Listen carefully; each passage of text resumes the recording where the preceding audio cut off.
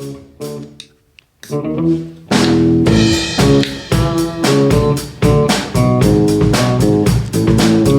little explosive. It's very hard to drink. I guess you can't drink it all. Yeah.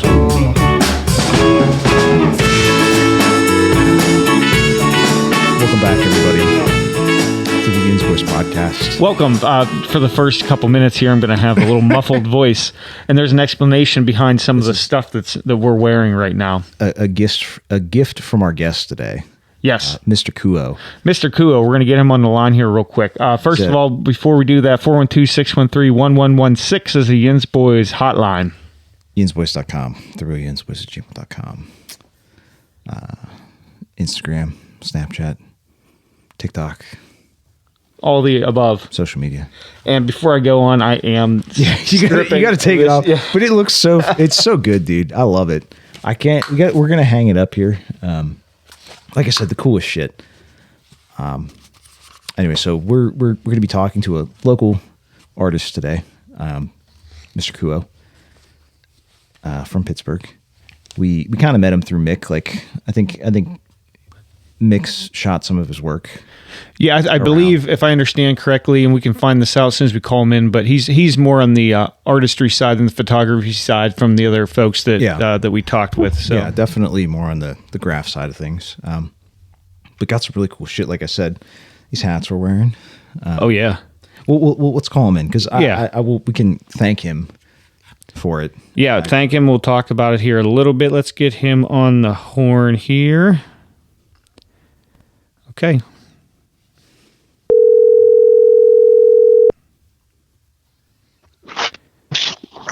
Mr. Kuo. What's up, man? How you doing? Good. Fantastic. You're on the YINZBOYZ podcast. Good to be here. Thanks, man. We appreciate you coming on. Yeah, we really do. And we appreciate all the merch. We were going to start off by saying that we're wearing the gear here. We're showing it off too on the video, so you'll be able to see that. This is cool shit. You got a talent about you. Hey, I appreciate you, man. I got a lot more stuff coming your guys' way too, and I got a couple other artists collabing on the other stuff we're making for you guys for your studio. So. Oh, that's awesome, that is man. So sweet. Like we can't wait to hang this stuff up. I'm excited, dude. You better be excited. Yeah, fantastic. Hey, just making sure real quick before we start getting in all the nitty gritty here. Do we sound all right for you? Yes, sir. I can hear you guys perfectly fine. All right, perfect. That's it. You hear both of us too, Neo and myself. Yep, I can hear both of you. All right, man. Well, let's get into it. We prepared a couple different interview questions for you today. You obviously feel free to answer how you like. We're trying to keep some anonymity here between all of us a little bit here, but we understand you're a bit of an artist, and we've skimmed through some of your work on Instagram. Is it okay if we put that up on the screen here? Yeah, absolutely. Perfect. We'll put that up. But you got a talent about you for sure, and I always wonder how you ended up. How did you know that you had that ability to be able to do? I don't know. Me, I'm not really an artist in that fashion. No. As a kid, I was always, when I was in high school, my electives, I did sports a little bit, but my electives were always 2D, 3D arts, graphic arts. I was into online, like graphic arts like that, and art has always been my interest, and that's always been something I liked and took joy in. That's awesome, man. You just know, and it's the same sort of sentiment I hear from a lot of artists that have that ability. It's like you just know. I mean, there's no real answer as far as like, hey, you can't learn something like that. I mean, you could probably sharpen a skill, but I don't necessarily think you can learn. I mean, anybody, I feel like if they put their mind to it and they have so much interest into it, you could get the hang of it too. It's just like, there's professional cooks, and they were good at culinary through high school, and then they just used that for the rest of their life, and now they're a bomb chef. Like, I think anybody could pick anything up if they put their mind to it and have enough interest to it. They say that 10,000 hours, if you do anything, you'll be pretty damn good at it. There you have it. Yeah, it's just the time you put into it. For sure. So I guess let's get your plugs out of the way. I want to make sure you shout your stuff out here, your ad, everything. What social media handles can people find you? No doubt. My Instagram is Mr. Kuo, no spaces, no cats, MRCUOE. Simple as that. Okay. Perfect. And we got that pulled up actually right now here Sounds too. We're great. kind of like sifting through some of your images here and checking it out. But they can see also the spelling here. So Yeah, absolutely. I try to save the best of what I do to post. I used to spam post a lot of stuff, but then I started saving the best for what I had to show everybody. So I got a lot more stuff coming. So I'm putting in that work every single day, and I got some more stuff pumping out. Plus, I'm going to start doing reviews on products from my one source. I don't know if you guys ever heard of Illidale Inc. Well, No. they're a local. They're from Philly, PA. They're a little graph store. They make their own supplies like markers and stickers and caps, and they do a bunch of stuff and sell a bunch of stuff. So I've been started getting merchandise off of them. So I'm probably going to be doing like product reviews on how they work and how everything looks and turns out. But I already talked to him. That's awesome. Well, I saw you shouted him out the other day, so I had to follow him naturally. No, for sure. Absolutely. But that's He just started like 4 months ago, and he had like 700 followers, and now he's above 3K. So he's getting there. hey, you put out a quality product. I mean, Absolutely. and then He maybe beats all the other graffiti websites as well. I mean maybe you do a little R&D, churn out a better product. I mean, it's capitalism. Absolutely. Swear. Everything, I mean, the price of everything now is insane. It's like you can buy actual name brand fancy spray paint off of these websites for cheaper than you can if you go into Home Depot and buy Rust-Oleum or anything off the shelf, which is wild. Insane. Huh. I think that's more of like, I guess they get pretty detailed with it. They're like, there's a lot of people to understand. There's the right paint. It makes a huge difference. For sure. I do a little paint work in my line of work, and I'm sure ours are two different styles of painting, obviously. But I'm using like single stage enamels, right, for the stuff I'm painting. But I know not too common, I guess, on your cars, your automotive stuff. They're kind of like I guess that would be a two stage, single or clear. What would they call it? Base and clear. Yeah, for sure. Hey, real quick too, I wanted to see. I told you I was skimming through your Instagram here a little bit, and I'm curious. How do you specifically classify or describe your style, your art style?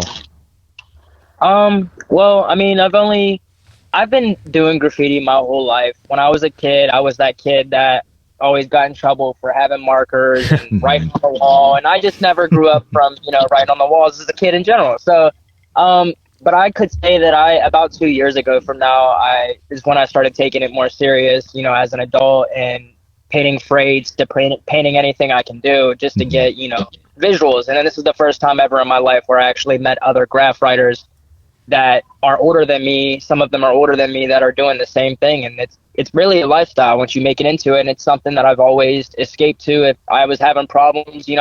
I've been in and out of like inpatient, outpatient rehab, anything. But the one thing that used to keep me good and keep me straight, and it's one thing I can just meditate without doing anything else, was drawing and doodling, writing graphs. So it's something that's always stuck with me.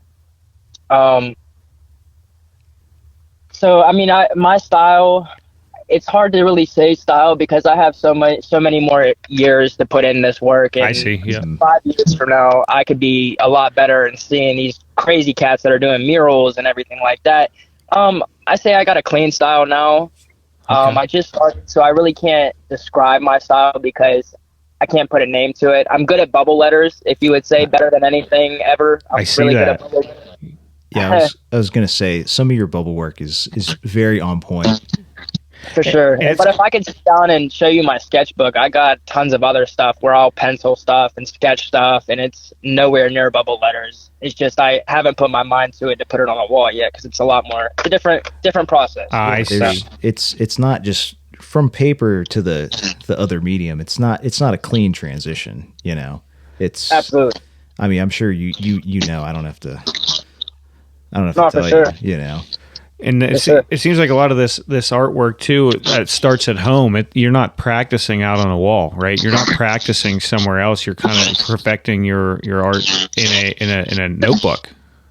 Yeah, I got tired of writing in a book, and I'm like, I just want to write on a wall now. So, well, I think another thing that inspired me too is every time I see trains, I've always been fascinated by trains as a kid. And when you get stopped at the tracks and you see 20 cars come through, and there's just amazing artwork from top or from one end to another, I think that's just fascinating to me. And it's crazy because I have some friends that live in Philadelphia that also write, and I've seen them come through Pittsburgh. Like I'll get stopped and I'll stop at the tracks and I'll see people that one dude from Florida, three cats from Philly. Like it goes worldwide when you worldwide.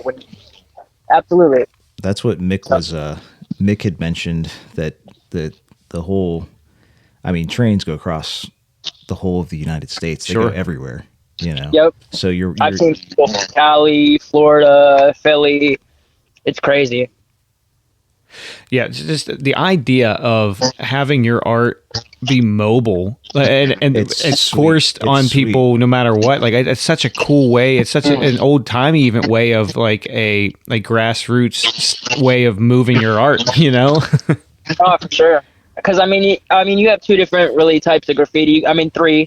You got people that do murals and do commission work and get paid for it and everything like that. Then you got people that strictly paint freights. They go to the train, you know what I mean, do trains and everything. Then you got people that specifically do street bombing or they'll do sticker work. You got sticker graffiti, you got marker graffiti. I mean, it's all classified in the same, you know what I mean, same section. But so when you, like, if you're painting the street and it's only going to get seen by whoever's around that area before it gets buffed or something like that. Sure. And, you know, classified to a freight, them cats take that extra risk because they know it's mobile. So I guess what's the rate that your stuff gets buffed or covered up? Because I've never honestly depends what you paint. Really? Yeah, for sure. I got stuff that's still riding from a year and a half ago, but that's just because it's on an abandoned building. You know what I mean? It's location, I guess. For sure. It's part of it. For sure. And there's a lot of rules. There's definitely a lot of rules because when I first started, there's a lot of things that you can't paint and you'll get disrespect from other people if you do paint. There's a lot of rules where you respect people's boundaries, like houses, cars. You don't touch that. You know what I mean? It's not their fault. It's not. You know what I mean? If nobody accepts it, there's no need to push it on them, and that's where like you separate yourself from I vandalize to I paint graffiti. Right. Yeah. And to me, that there's a big difference between vandalism and painting graffiti. And like I said, I've always supported. I think it looks beautiful. I don't care if it was my building, in the South Side. Like I like the way it looks. A handmade piece of art on the side of my building that I didn't. Yeah, that you didn't pay for. I don't know. Yeah, I do the same thing. So, can I ask you how you came up with the name Kuo? Yeah, sure.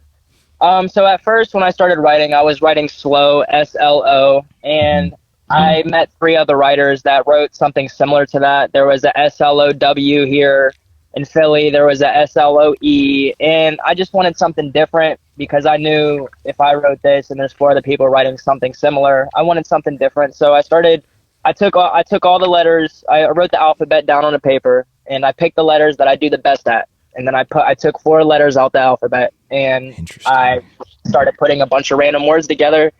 Kuo is the definition of Canadian currency. I don't know if you know that, but that's what Kuo.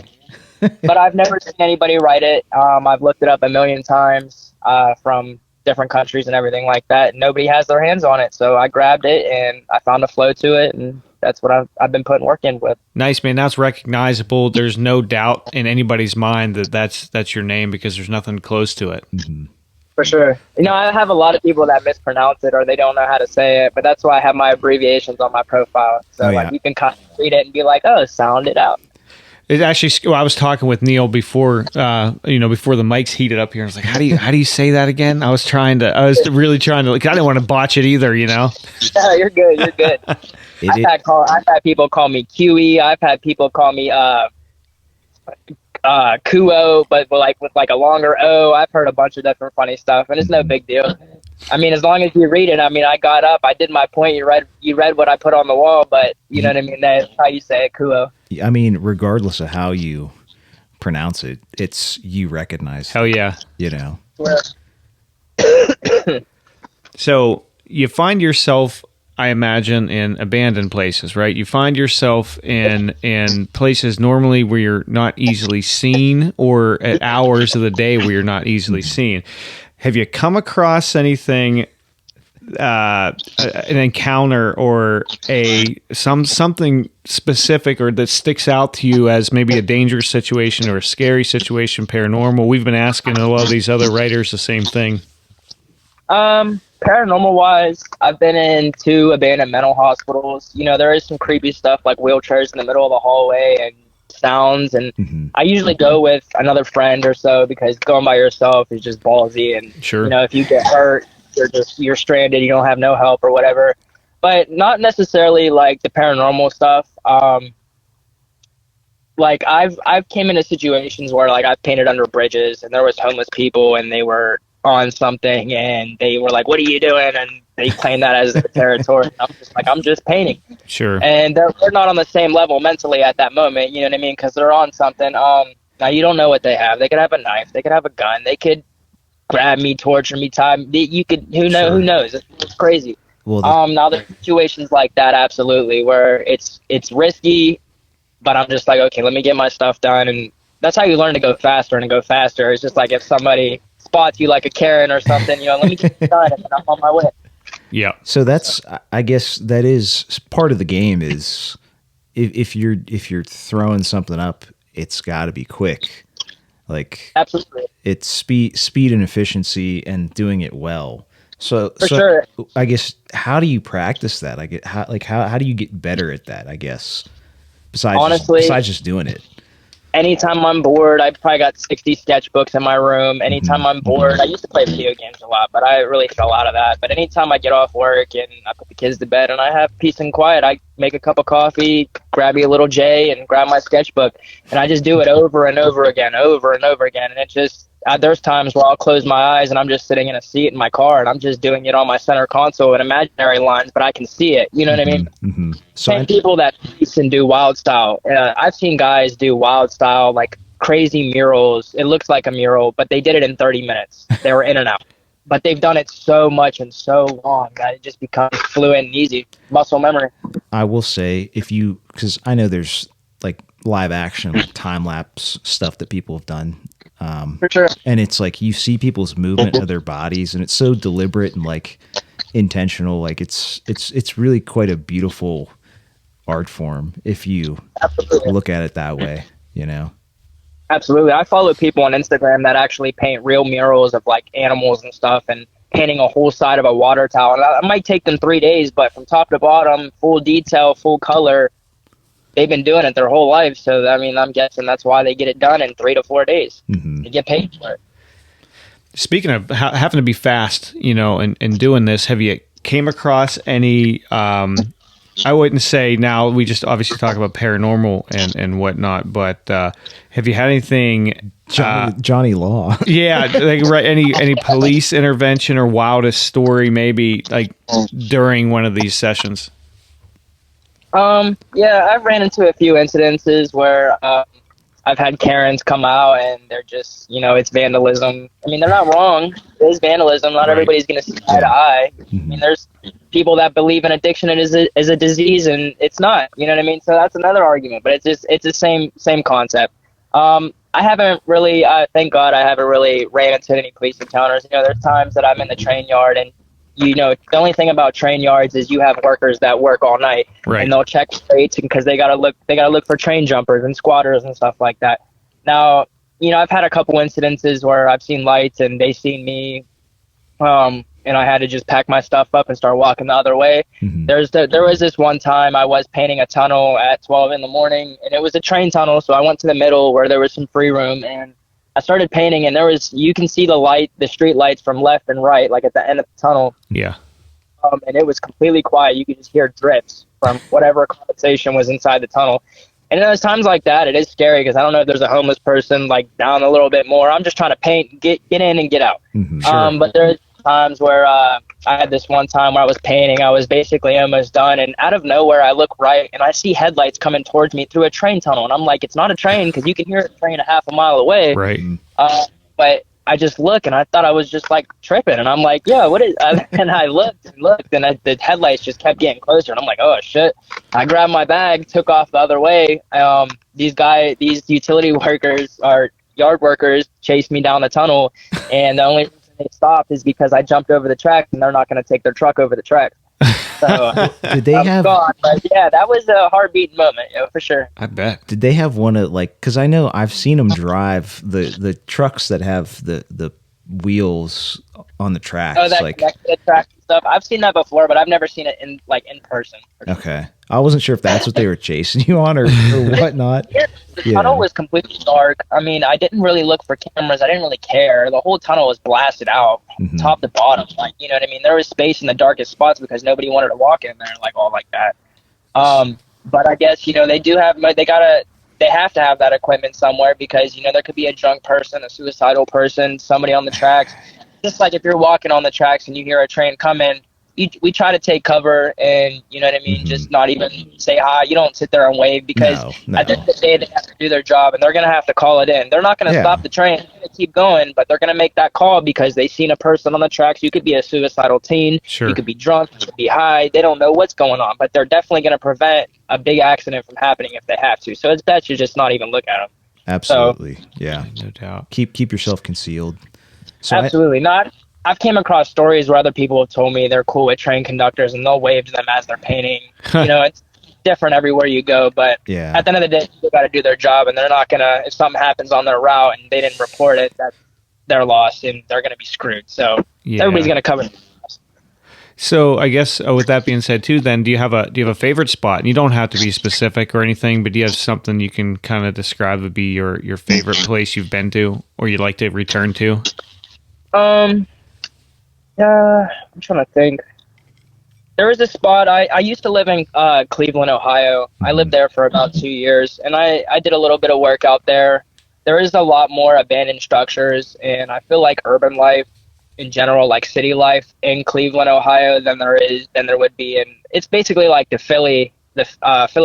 You know what I mean? We're not in Philly. Yeah. It's a big but city. You know how it's a way bigger city than what we got now.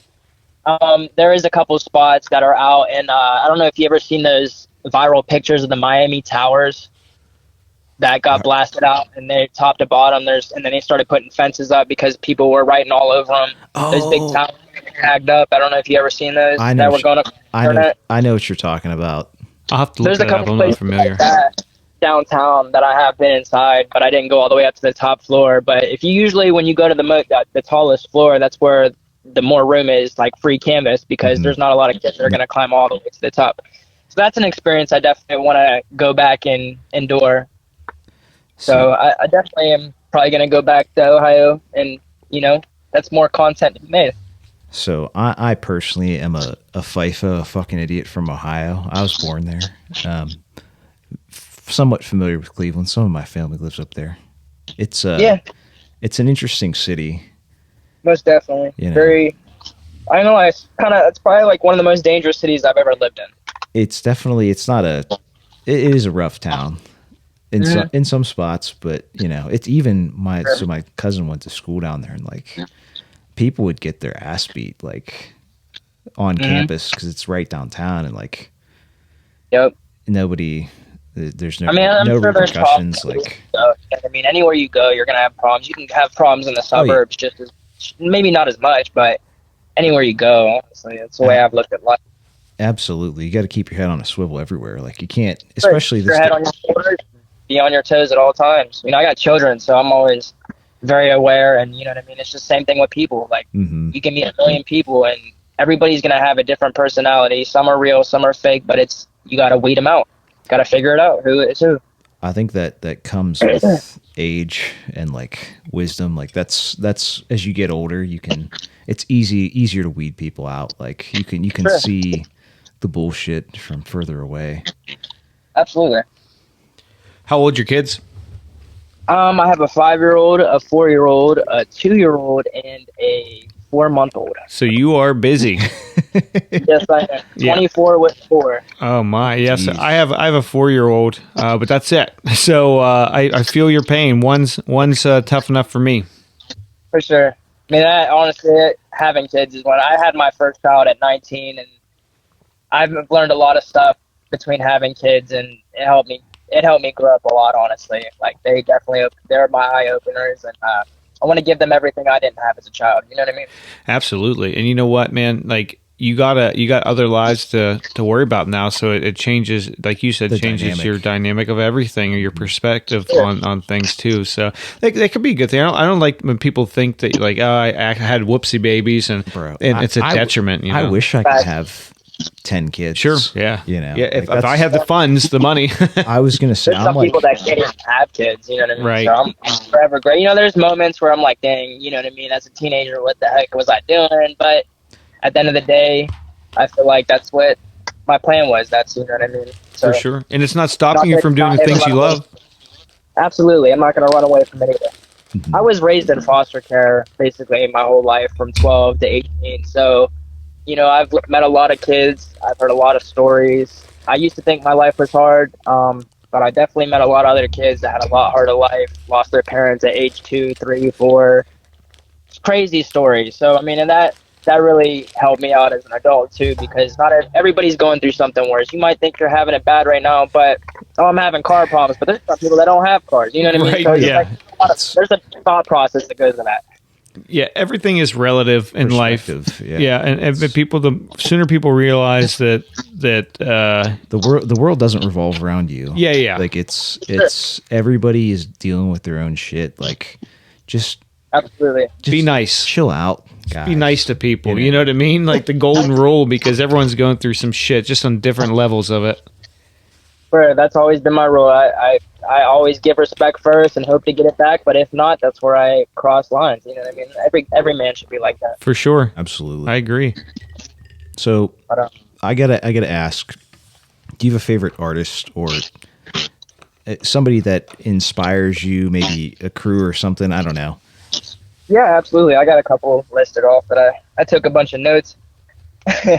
My first artist that I really like is Seen, Seen. He was basically part of the 1970s, 1980s New York graffiti. He was one of the most original graffiti artists that ever started, that made a name for himself. If you type in Seen graffiti, Seen graffiti, a ton of stuff will come up. He is now a full-time commissioned artist. All he does is he owns his own art shop and he sells his artwork, and that's his life, and he's very successful off of it. There's another one, a dude named Cower. He's from, I don't know if you guys seen on Instagram, they're starting to make these graffiti comic books. It's called Crime Guys. No, interesting. Yeah, I have to send that over to you. But Definitely. he's from the Bay Area and Seattle, and he writes Cower, Cower. He's a cool one. There's a local artist here that is also a big deal out in a lot of other states. His name is Soviet. I don't know if you guys ever heard of him. Soviet. I've seen some of the if Mix posted some stuff, and it's a very interesting, unique style. It's like an Art Deco. So like, different, isn't it? It's very like 1920s, 30s, like Art Deco vibes is what I get from it. You know. No, absolutely. He paints the stuff I paint, but then you'll see him put some stuff up that I've never seen before. Like, that's amazing. Like, I think it's cool to know. Like, it's so wacky. I'm a fan. I'll repost something from Mick. But absolutely. I gotta ask you. You go out and you do this with all these loose cans. How many cans do you normally have with you, or in your duffel bag? I try to take about 6 to 8 cans. One can for a fill to fill the letters, and one can's for an outline to outline it or add your 3D. So I'll usually try to bring 4 sets of 2. So I'll just either do black and white, I'll do yellow and black, I'll do chrome and black. I'll mix up the colors completely. So that was my question, right? So do you have to limit your piece to how many? How much per can, right? So like you want to do like 1 can pieces, or do you double up on certain colors? Well, it depends how big you want to go, honestly. I've painted, there's times where I've painted trains, and a half a train will take, 2 to 3 cans for a fill because you're doing big, bulky letters. And then a smaller can and a half would do your 3D and your outline. But it honestly depends, because you can do, I can do 3 throw-ups, which are bubble letters that I can do quick with a fill and an outline. Sometimes you can get, like, maybe 2-3 pieces out of 2-3 cans. It just depends how you use your paint. Interesting. So, I guess speaking of styles and whatnot, like, have you ever thought of doing any, like, I know people do like rollers, really, really large That's pieces. the one thing I have never done, but it is coming soon. Like, Okay. those are probably the cheapest supplies you can get anywhere is for a roller piece, because you can go to Walmart and get the discounted paint and you're set. So that's what I thought. Like, it's something that if you really wanted to throw up a huge Something piece, big, yeah. In a quicker amount of time. I'm just curious. But I get, so how my thing is though, rolling or spraying, how are you staying mess free? Because I've used a lot of aerosol cans in my day. I'm not. So you always got fucking paint under your fingernails. I have 3 shirts and 2 pants that I utilize. I keep the same clothes for painting. I keep the same. I keep a couple pair of shoes that I put off to the side for painting because you're not staying clean. I always have gloves on and everything. You keep your hands clean and everything. Oh, that's good. Yeah, because you got to be fast too. So like you got to be fast. A little messy. Absolutely. There's times where I didn't care about gloves, and then I was walking home with a whole different color on. You know what I mean? Like, if you're being pursued, then they're gonna know right away, baby. So As soon as you get yanked, they're gonna look at your hands, and that's what you can't argue with them after that. Yeah, that's a good angler. So gloves are a necessity. For sure, absolutely. I think everybody should carry gloves, so just to protect your hands. Sure, yeah, you know, absolutely. It's important to have. You got to get. I know guys that buy the. Go ahead. No, I was just saying that carrying gloves, just you can touch some nasty shit. You never know when you're gonna get your hands in some shit. You know. Oh, absolutely. There's times certain spots I go to, like abandoned places, I'll have hex armor gloves, like the gardening gloves, but they're not as thick because if I'm climbing up a rusty ladder or something like that, something bad can happen, and you don't want to expose yourself to the material you're climbing on, and it'd be really nasty. I hope you got your tetanus shot. Is all I'm saying. Oh, absolutely. Because we're in the Rust Belt, you know, it's everything's fucking rusting. Oh my, yeah. But you know what though?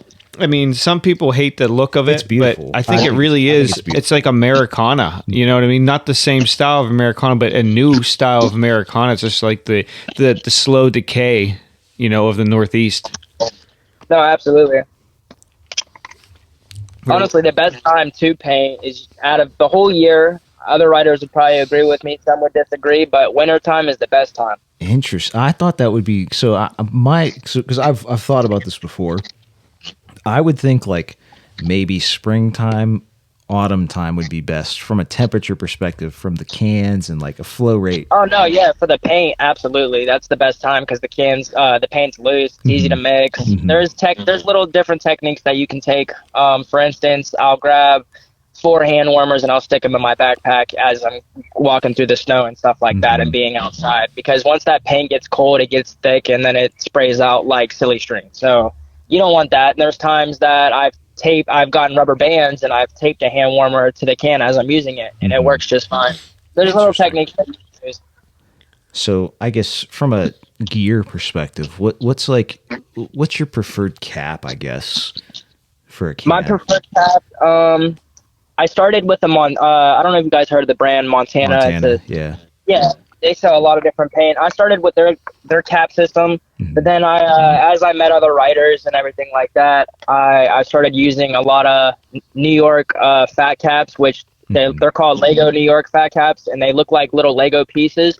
They're small little caps, but they spray pretty fat.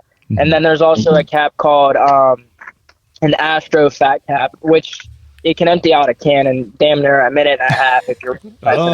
So these it's just better coverage. So you're doing it a lot faster. You're filling your letters super fast. Like, started staying towards them too because it's just like a tattoo. You know, the bolder the lines, the darker the shading, the more it will stand out and the longer it will last. So same thing with graffiti, honestly. Like the fatter the cap, the more coverage, you know, the more bigger your piece will be and the more solid. You know what I mean? As well as far as. So I didn't realize up until this point that you're calling a cap or referring to a cap, which is the nozzle on the top of the aerosol can.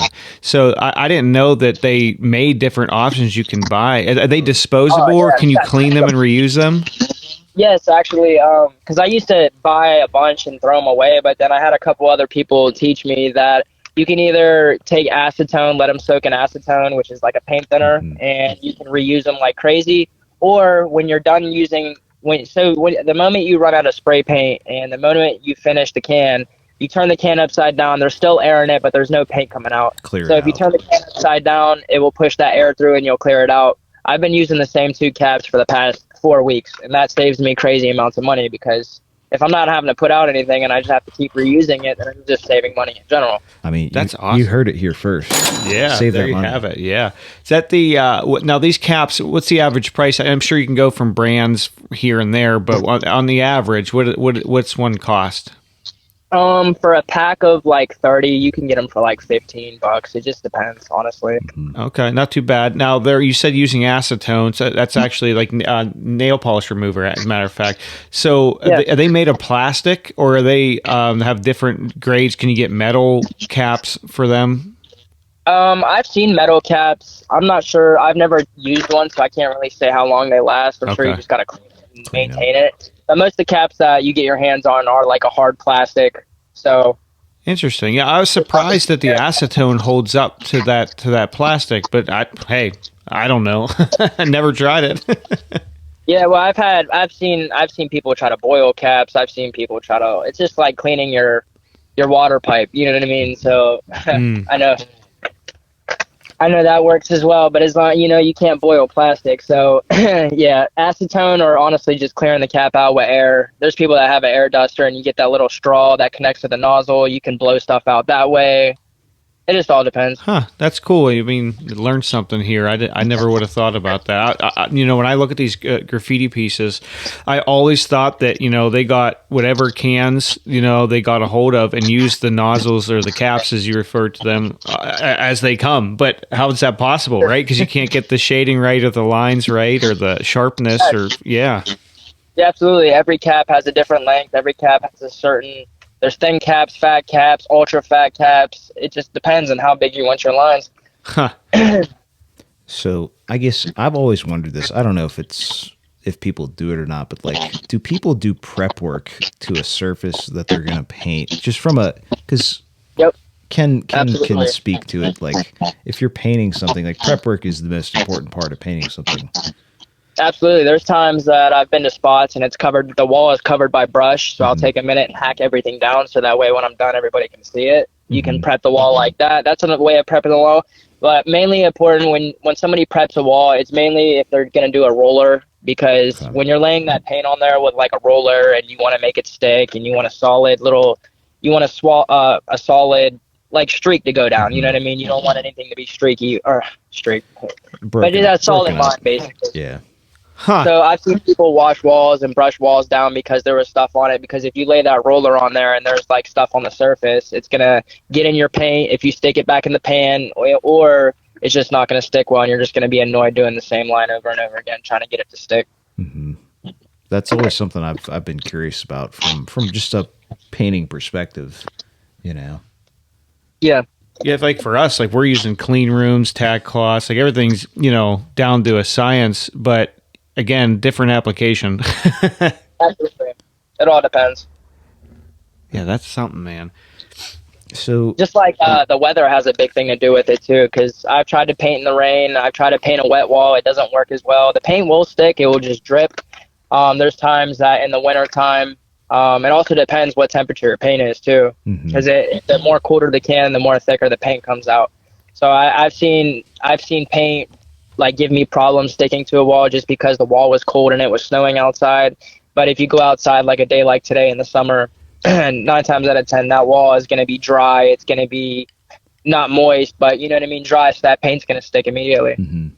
So you said wintertime was your favorite time. I guess is that just because you think it paints better, or is that also there's less people out? No, the 2 of the biggest factors is there's going to be less people outside, and just your awareness is down. You don't really got to be aware too much. You always got to be on your toes.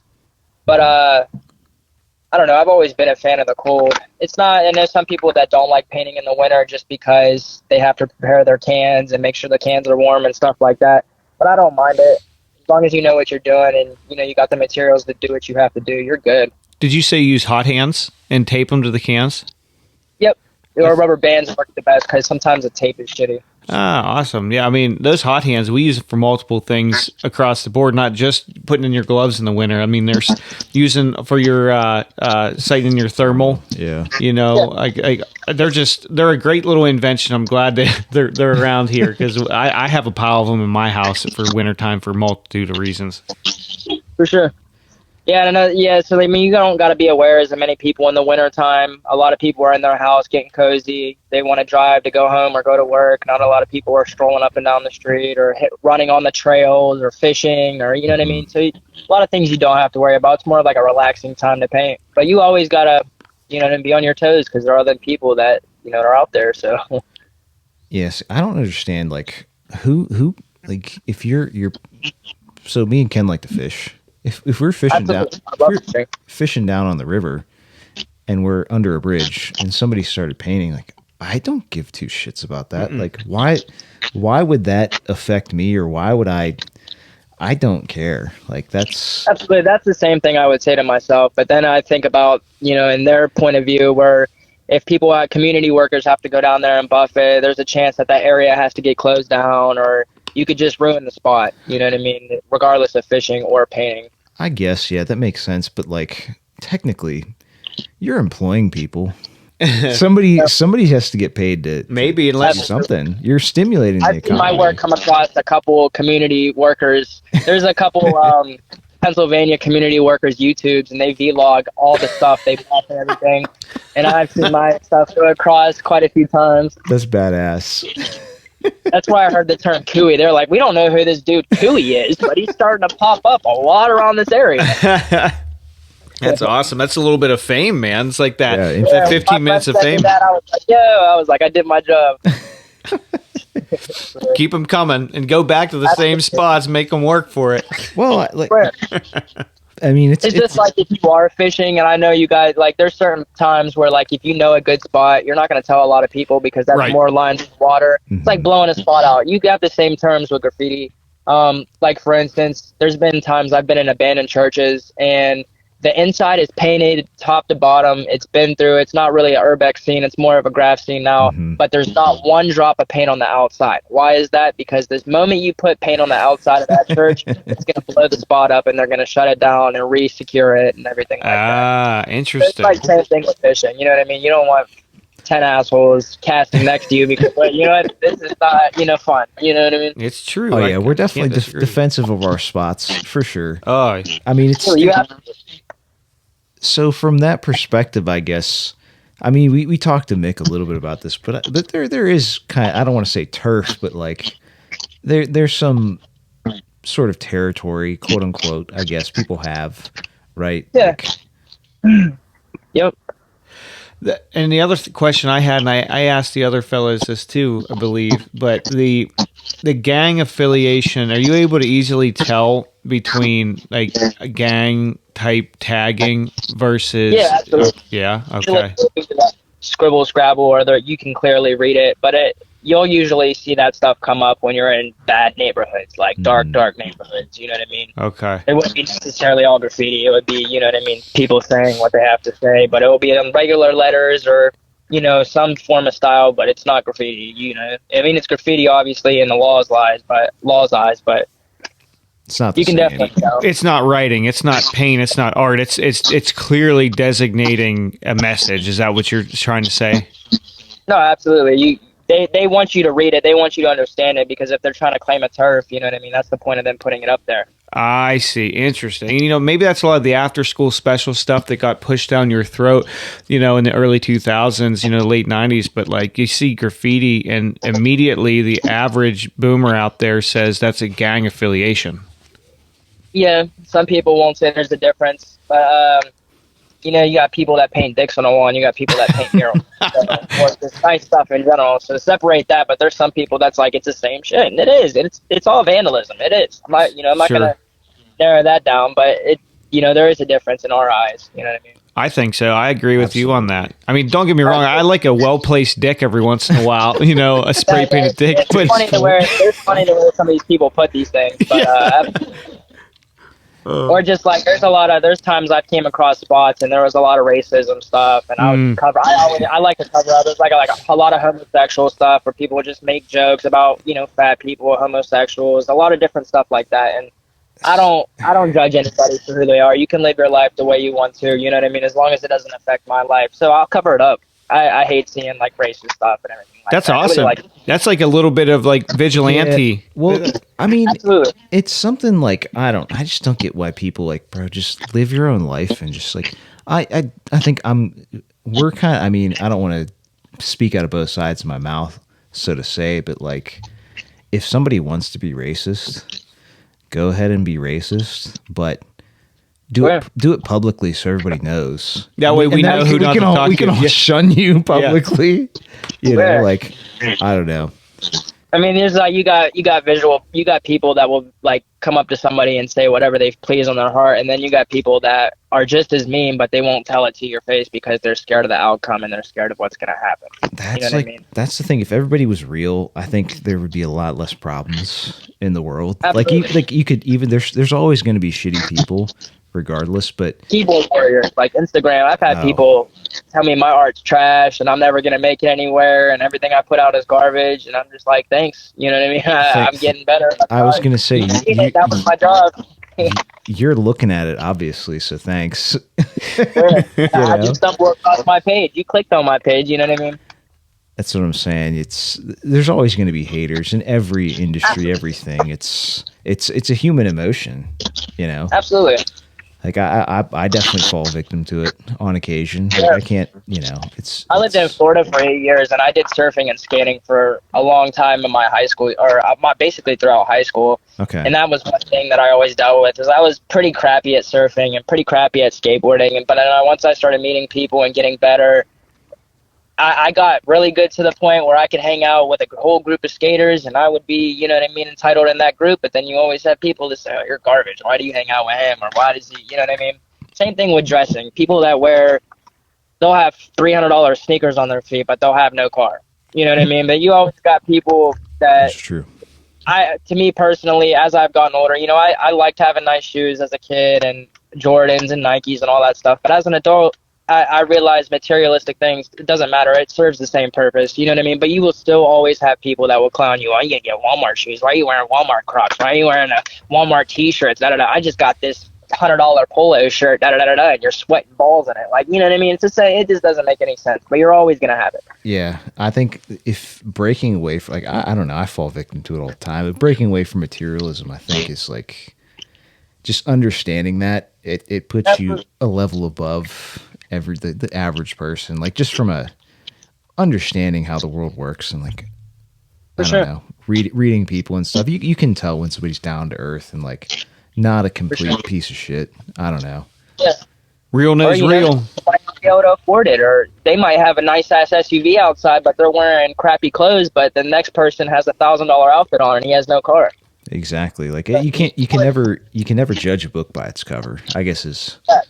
At the end of the day, it's who you are and what you're about, and like everybody prioritizes different shit, you know. Yeah, somebody have their priorities in check, and some people could give a shit less, and their priorities are not what our priorities. You know what I mean? Needs and wants.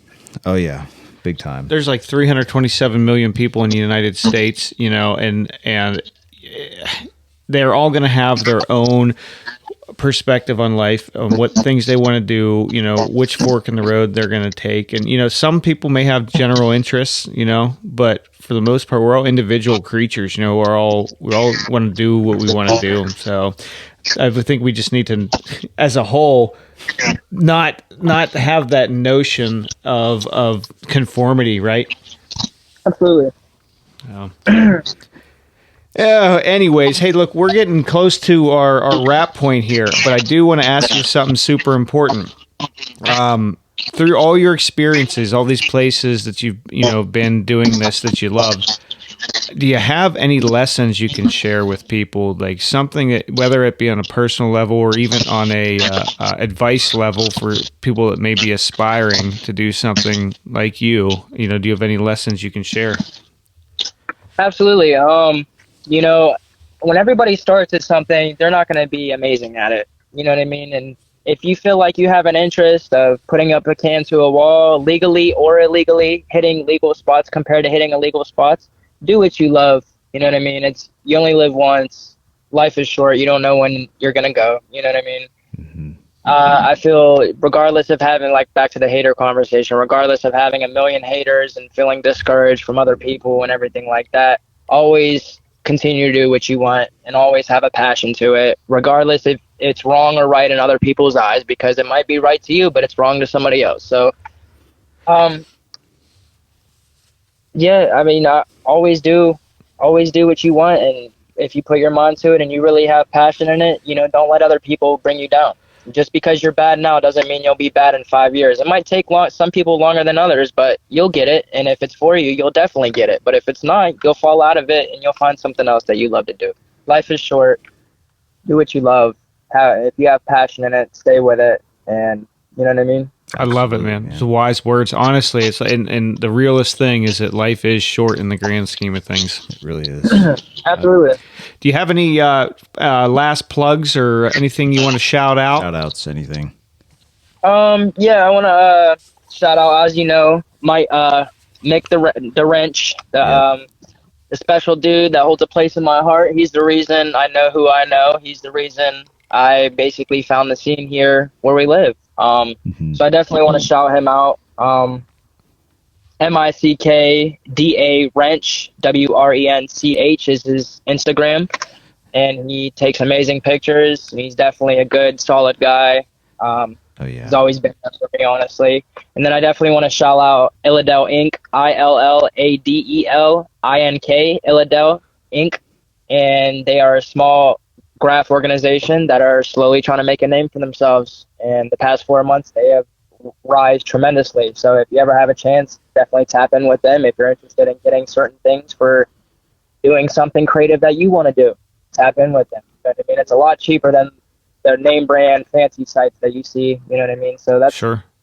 Definitely want to get him going. He's trying his hardest. You know what I mean? I always respect people's hustles too. Like, you know what I mean? People that work and still continue to do their hobbies and still try to have a side hustle and try to, you know what I mean, not stay in one place, not get comfortable. They're trying to make it out. They're trying to make a name for themselves. And I always respect that and I always appreciate that. Everybody's trying to get up. It's absolutely. You got to support the people that support you. Yeah, man. No, I agree with that wholeheartedly. Well, I'll tell you what, man, it's been an absolute treat. Mr. Kuo. Did I say that right? Did I say it right? Yes, sir. Awesome, man. Well, hey, listen, we look forward to meeting with you and talking with you again here. And I understand Neil got you some merch already, but there's always more to come. So stay in tune with us, and we'd love to have you on again. Absolutely, no doubt. And like I said, I got a couple projects that I'm working on now for your studio. I want to get your studio hooked up with some local art. My man, badass, man. I'm excited. We really are. Absolutely, man. I got you. All right, sir. Appreciate it, man. We'll talk to you soon. Okay.